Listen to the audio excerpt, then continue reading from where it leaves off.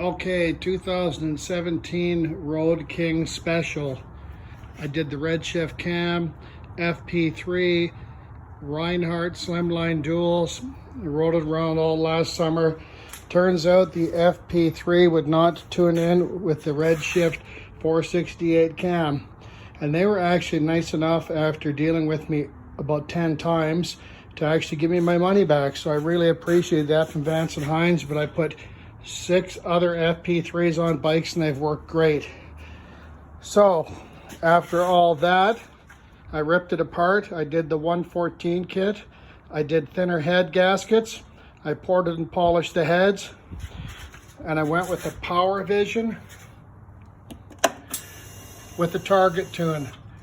And they loaded a map for me at Fuel Moto that was off a bike that was dynoed, and holy hell did that do the trick. I just basically got the bike broken in today, and I did 100 miles an hour in third gear like no problem. I just cracked it and I was gone. This is just incredible.